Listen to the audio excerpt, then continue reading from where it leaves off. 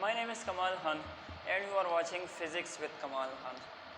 तो स्टूडेंट्स, पहली चीज़ तो मैं आप लोगों को बता दूं कि आज आप लोगों को बोर्ड की जो प्रेजेंटेशन है वो बिल्कुल और लेक्चर से डिफरेंट लग रहा होगा। तो स्टूडेंट्स, ये मेहनत मैंने नहीं की है, ये मेरा एक बहुत ही नियर एंड डियर स्टूडेंट है मिस्टर एजाज़ुल्लाह खान। तो थैंक यू एजाज़, और जिस तरह आपने मेरे लिए आसानी पैदा की, अल्लाह आपके लिए भी आसानियाँ पैदा करें। ओके, स्टार्ट करते हैं लेक्चर को। MCQ नंबर 21 से 20 तक MCQs मैंने आप लोगों को कराए थे। आज हम स्टार्ट लेंगे MCQ नंबर 21 से। The horizontal range of a moving projectile depends upon, हमारे पास है एक प्रोजेक्टाइल, ठीक है, उसकी जो रेंज है वो किन पैरामीटर्स के ऊपर डिपेंड करती है। तो बेटा ज़रा फार्मूला आप लोग रिकॉल करें, R is equal to VI square sine 2 theta divided by g. Clear है? तो यहाँ पर आपकी जो ऑप्शंस है, एक तो है मास ऑफ दी प्रोजेक्टाइल, तो यहाँ पर मास की कोई बात ही नहीं है। वेलोसिटी ऑफ दी प्रोजेक्टाइल, तो वेलोसिटी यहाँ पर मौजूद है। इसी तरह से नेक्स्ट जो ऑप्शन है एंगल ऑफ लॉन्च या एंगल ऑफ प्रोजेक्शन, इसको हम असल में कहते हैं, तो ये वाला भी ऑप्शन हमारे पास मौजूद है। यहाँ पर एंगल के ऊपर भी डिपेंड कर रहे हैं। तो हमारे पास जो करेक्ट ऑप्शन होगा that is option D, both velocity and angle. Okay, अच्छा, नेक्स्ट जो MCQ है, MCQ number 22। A bear can be knocked down by hitting one of the following bullets of same momentum। बेटा हमारे पास bullets है, ठीक है, उन सब बुलेट्स के हमारे पास जो है मोमेंटम सेम है। क्लियर है?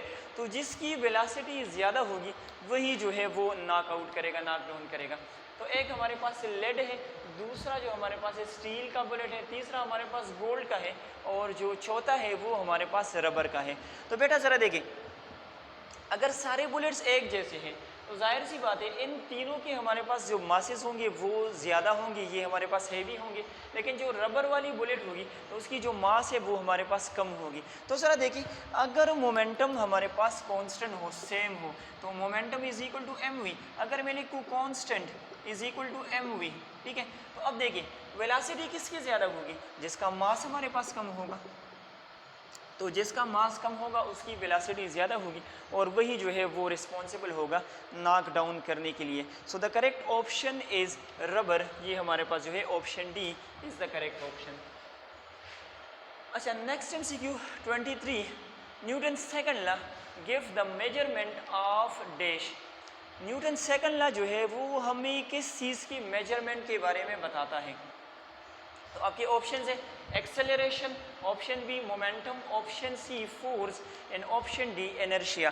तो बेटा याद रखिए, न्यूटन की जो फर्स्ट लॉ है उसकी हम इंट्रोडक्शन इस तरह करते हैं that this is about absence of force, और जो न्यूटन सेकंड लॉ है तो हम इंट्रोडक्शन में कहते हैं that it is about the presence of force. ये फोर्स के मुतालिक है, तो ये असल में हमें जो है फोर्स की मेजरमेंट के बारे में बताता है। So the correct option is option C, force. Clear है? Okay, MCQ number 24। Two forces each of magnitude 10 Newton acting on a string in opposite direction, tension in the string is 10 Newton, 40 Newton, 20 Newton and 0 Newton. तो बेटा इस तरह नहीं करना कि आप लोग ये इमेजिन करें कि एक वाला फोर्स इस डायरेक्शन में एक्ट कर रहा है, दूसरा वाला इस डायरेक्शन में एक्ट कर रहा है, ठीक है, दोनों अपोजिट डायरेक्शन में है, एक दूसरे के इफेक्ट को कैंसिल करेगी। ये जो टेंशन है बेटा, ये जो सिंगल एंड पर जो फोर्स एक्ट करेगा उसी के हमारे पास ये बराबर होगा जो टेंशन फोर्स है। तो सिंगल एंड पर जो फोर्स एक्ट कर रहा है वो हमारे पास 10 न्यूटन है। So the correct option is 10 newton. MCQ number 25। Distance covered by freely falling body in 1 second will be dash. आपके ऑप्शन है 4.9 metre, 19.6 metre, 3.92 metre and option D 44.1 metre. तो ज़रा देखें, एक बॉडी है जो कि फ्रीली फॉलिंग ऑब्जेक्ट कर रही है, तो 1 सेकंड के अंदर ये कितना डिस्टेंस जो है वो ट्रेवल करेगी। ज़रा देखें, हमने पढ़ा हुआ है second equation of motion, S is equal to VIT plus half. यहाँ पर मैं डायरेक्टली लिख देता हूँ GT स्क्वायर, क्योंकि फ्रीली फॉलिंग मोशन है। अब ये जो बॉडी स्टार्ट ले रही थी तो वहाँ पर इसकी जो इनिशियल वेलोसिटी थी वो हमारे पास 0 थी। So 0 multiply by t is equal to half, g की वैल्यू 9.8 और टी हमारे पास 1 सेकंड है, तो ये वाला टर्म 0 हो जाएगा। सो दिस इज एक्चुअली, अगर इसको हम सिंप्लीफाई करें, सो this is 4.9 into 1 that is equal to 4.9 meter. So the correct option is 4.9 meter, option A. MCQ number 26. The velocity of a projectile is maximum at. Projectile की velocity जो है वो कब maximum होती है? तो आप लोगों को याद होगा, मिडल ऑफ द हाइट बिल्कुल नहीं, 1/4 ऑफ द हाइट बिल्कुल नहीं, just before striking the ground and point of projection, ये वाला हमारे पास करेक्ट ऑप्शन है। ऑप्शन डी है 1/6 ऑफ द हाइट, तो ये वाला भी सही नहीं है। ज़रा देखें, यहाँ पर जब बॉडी स्टार्ट लेती है तो इसकी वेलोसिटी ज़्यादा होगी। क्यों? क्योंकि इसके बाद जो है वर्टिकल कंपोनेंट ऑफ वेलोसिटी में डिक्रीज आता है, तो वेलोसिटी में क्या होगा? डिक्रीज आएगा। जब ये बॉडी समिट पॉइंट पर पहुँच जाती है तो वहाँ पर vertical component of velocity become 0, तो वहाँ पर सिर्फ हॉरिजॉन्टल कंपोनेंट ऑफ वेलोसिटी होता है, तो यहाँ पर वेलोसिटी मैक्सिमम है। और जब ये दोबारा टारगेट पॉइंट की तरफ आएगा just before heading the ground, तो यहाँ पर भी हमारे पास जो वेलोसिटी है वो मैक्सिमम होगी। क्लियर है? तो इस पॉइंट पर और इस पॉइंट पर जो है वो बेटा वेलोसिटी मैक्सिमम होगी। अच्छा, बढ़ते हैं MCQ नंबर 27 की तरफ। Which graph shows the motion of heavy steel ball falling from a height of 2 metre. अच्छा देखिए, एक स्टील बॉल है और वो जो है हाइट से नीचे की तरफ गिर रहा है, तो नीचे आप लोगों को कुछ ग्राफ्स गिवन है, आप लोगों से पूछा जा रहा है कि कौन सा वाला जो है इस मोशन को रिप्रेजेंट करेगा। फर्स्ट वन जो है वो स्पीड और टाइम के दरमियान में है, ये वाला डिस्टेंस और टाइम के दरमियान में है, ये वाला स्पीड और टाइम के दरमियान में, इसी तरह से ये वाला डिस्टेंस और टाइम के दरमियान में। बेटा याद रखिए, जब ये बॉल ऊपर से नीचे की तरफ गिरेगा तो इसकी इस बॉडी के अंदर हमारे पास एक एक्सेलरेशन होगी जो कि ग्रेविटेशनल एक्सेलरेशन के बराबर होगी, और अगर हम एयर रेजिस्टेंस को नेग्लेक्ट करें तो फिर हमारे पास ये एक्सेलरेशन जो है वो कांस्टेंट होगी। तो आप लोगों ने ये चेक करना है कि इन ग्राफ्स में से कौन सा वाला ग्राफ जो है वो कांस्टेंट एक्सेलरेशन को रिप्रेजेंट कर रहा है। तो ज़रा देखिए, ये डिस्टेंस और टाइम के दरमियान में है, तो ये वाला कांस्टेंट वेलोसिटी को रिप्रेजेंट कर रहा है, हालांकि वेलोसिटी कांस्टेंट नहीं है, एक्सेलरेशन हमारे पास कांस्टेंट है।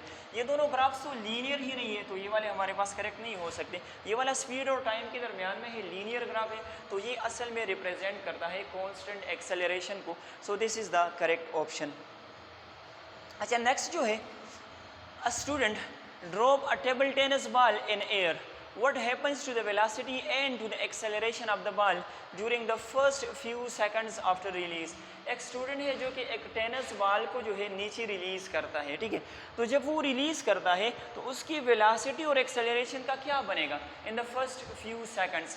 तो जब वो नीचे की तरफ गिरेगा तो ज़रा ऑप्शंस को देखते हैं, उसी के अकॉर्डिंग फिर मैं आपको समझाता हूँ। वेलोसिटी है, ये वाला एक्सेलरेशन है, वेलोसिटी डिक्रीज एक्सेलरेशन डिक्रीज, तो ये तो बिल्कुल करेक्ट नहीं हो सकता। अच्छा, सेकंड को देखें, वेलोसिटी डिक्रीजेस एक्सेलरेशन इंक्रीजेस, ये भी सही नहीं है, जब नीचे गिरेगा तो वेलोसिटी में तो इंक्रीज आना चाहिए। अच्छा, option C velocity increases acceleration decreases, और ऑप्शन डी जो है velocity increases and acceleration decreases. तो बेटा याद रखिए, वेलोसिटी हमारे पास इंक्रीज होगी, लेकिन एक्सेलरेशन को अगर हम एयर रेजिस्टेंस को नेग्लेक्ट कर देते हैं तब एक्सेलरेशन हमारे पास कांस्टेंट रहेगा। लेकिन यहाँ पर चूंकि कांस्टेंट का टर्म नहीं है तो इसका मतलब ये है कि हमने एयर रेजिस्टेंस को नेग्लेक्ट नहीं किया हुआ है, तो जब इसके ऊपर डायरेक्ट फोर्स लगेगी तो इसके एक्सेलरेशन में भी डिक्रीज आएगा, ठीक है। So velocity increases and acceleration decreases. लेकिन बेटा याद रखिए, अगर इसकी बजाय कांस्टेंट का टर्म होता तो तब भी ये सही था, क्योंकि वहाँ पर हम एयर रेजिस्टेंस को नेग्लेक्ट कर देते हैं। So the correct option is option C. अच्छा, MCQ 29, a car is brought to rest in 5 seconds from a speed of 10 metre per second, what is the average acceleration of a car। तो बहुत ही simple question है, bye definition of acceleration आप लोग इसको जो है वो सॉल्व कर सकते हो।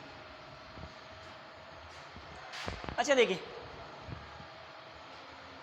कार को जो है वो रेस्ट में लाया गया है, तो क्या मैं कह सकता हूँ कि हमारे पास जो फाइनल वेलोसिटी है वो हमारे पास 0 के बराबर होगी। फाइनल वेलोसिटी कितनी है? 0 के बराबर है। इसकी इनिशियल वेलोसिटी, तो कौन सी वेलोसिटी इसको रेस्ट में लाया गया है? तो इनिशियल वेलोसिटी जो हमारे पास है that is 10 metre per second. कितना है? 10 मीटर पर सेकंड। और टाइम कितना लिया हुआ है? तो टाइम इसने लिया है 5 सेकंड्स का। So by definition of acceleration, acceleration is equal to delta V over delta T. Delta V का मतलब होता है V F minus V I over delta T. अच्छा देखिए, वी एफ हमारे पास 0 है, वी आई हमें गिवन है कितनी है? 10 है। So A is equal to 0 minus 10 divided by time, मेरे ख्याल में 5 हाँ। So this is minus 10 divided by 5 which is equal to 2 meter per second square. So the correct option is 2 meter per second square. अगर minus sign है तब भी सही है, अगर माइनस साइन नहीं है तो तब भी हमारे पास ये 2 मीटर पर सेकंड स्क्वायर। अच्छा, इसने मेरे ख्याल में गलती से 15 मीटर पर सेकंड स्क्वायर को किया हुआ है। एजाज़ यहाँ पर तुमने गलत लिखा हुआ है। अच्छा, ये वाला नहीं है, ठीक है। 2 metre per second square is a correct option. Clear है? उसने जो है इस ऑप्शन सी को ब्लू से लिखा हुआ है, शायद वो ऑप्शन बी को लिखना चाह रहा था। ठीक है, इंसान दा सिरे लगा बुनियादम। ओके, एमसीक्यू नंबर लास्ट आज के लेक्चर का। A car is driving downhill. The acceleration on hard snow is 4 metre per second square. जब वो हार्ड स्नो पर जा रहा था तो उसकी एक्सेलरेशन जो थी वो 4 मीटर पर सेकंड स्क्वायर थी। And on the soft snow is 2 metre per second square. Acceleration में डिक्रीज आया है। ठीक है, which graph shows the motion of car when moving from hard snow to soft snow? जब ये hard snow से soft snow की तरफ जाएगा तो कौन सा ग्राफ जो है वो इसकी मोशन को रिप्रेजेंट करेगा? अच्छा, ये सारे ग्राफ जो हैं ये वेलोसिटी टाइम के दरमियान में हैं। This is velocity and this is time. बेटा जरा देखिए, एक्सेलरेशन कब ज़्यादा होगा? ग्राफिकली मैं आप लोगों को समझाता हूँ। जब वेलोसिटी में थोड़े से टाइम में ज़्यादा चेंज आएगा। तो अगर ये इस तरह से आ जाए तो इसका मतलब है एक्सेलरेशन बहुत ज़्यादा है। अगर एक ग्राफ इस तरह से आ जाए तो इसका मतलब है with respect to time velocity में बहुत कम चेंज आ रहा है। तो ज़रा अभी इस ग्राफ्स को देखें। ये वाला तो बिल्कुल नहीं है। अच्छा, ये वाला भी करेक्ट नहीं है। ज़रा इसको देखिए, इन दोनों को। यहाँ पर इनिशियली जो है क्या था, यहाँ पर वेलोसिटी में with respect to time change कम आ रहा है, ज़रा देखिए। और इस वाले को देखिए, यहाँ पर वेलोसिटी में चेंज जो है वो ज़्यादा आ रहा है। लेकिन यहाँ पर क्वेश्चन किस तरह से है? पहले जो है 4 मीटर पर सेकंड स्क्वायर है, फिर वो सॉफ्ट स्नो की तरफ जाता है, वहाँ पर एक्सेलरेशन डिक्रीज होता है। तो ये वाला करेक्ट नहीं हो सकता। ठीक है, अच्छा ये वाला भी उसने गलत किया है। हमारे पास जो करेक्ट ऑप्शन होगा, ज़रा देखिए यहाँ पर बेटा देखिए, इस केस में एक्सेलरेशन ज़्यादा है और इस केस में एक्सेलरेशन हमारे पास कम होता जा रहा है। So the correct option is option B. Clear है? तो बेटा आज के लेक्चर में हमने 21 से लेकर 30 तक MCQs को डिस्कस किया। इंशाल्लाह नेक्स्ट लेक्चर में इसी सीरीज़ के हम मज़ीद MCQs को डिस्कस करेंगे। आज के लिए इतना ही। Thank you so much. अल्लाह हाफिज़।